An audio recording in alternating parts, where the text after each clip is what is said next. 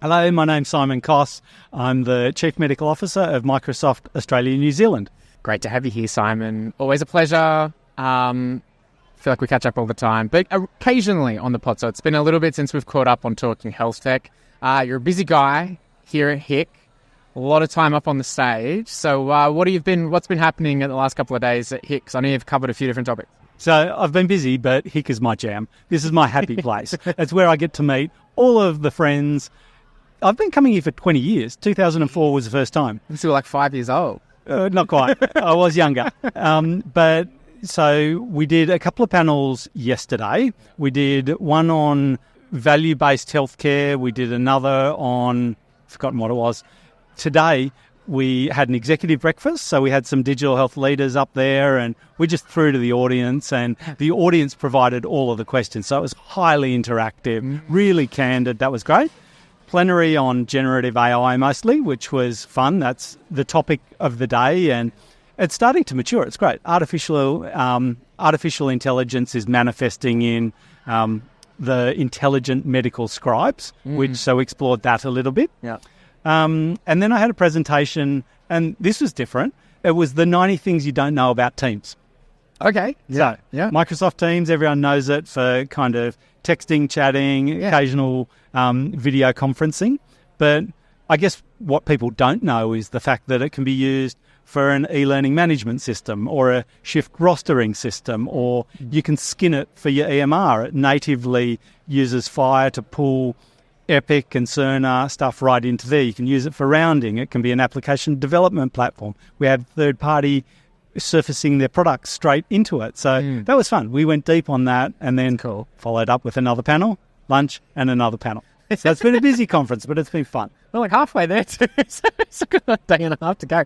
But I'm always interested in those sessions where you mentioned there was quite an interactive, when we just opened up to the audience. And, and you mentioned that because obviously the generative AI piece is always of interest and front of mind. I've noticed the conversation maturing a little bit around that particular topic, not so much about what it is or the concern, because I think you probably mentioned this before, but the healthcare is much more advanced compared to other industries, which is quite new for us. In the adoption or the use or the innovative thinking about how we can apply these tools, and there's some obvious use cases of those that are kind of seeing them in the scribe side and the other bits and pieces. But I'd love to learn about like what that vibe was in terms of when you open up to the floor and what you're hearing, the questions coming back, because you obviously put out a lot of content, but then when you start hearing the feedback, like what's that vibe?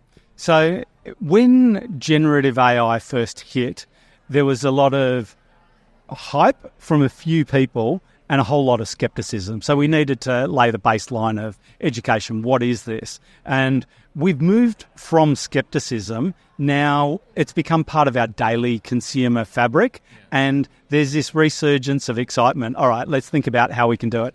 And the conversation has moved beyond technology into, rightio, what does the change management look like?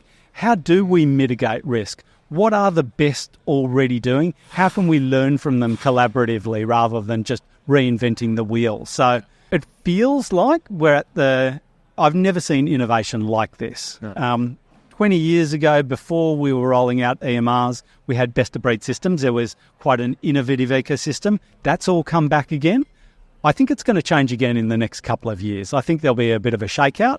I think a lot of the people who have come into the place exploring some of these use cases will consolidate, and then we'll know we're in the next stage of maturity. But right now, it's a really vibrant place. Yeah.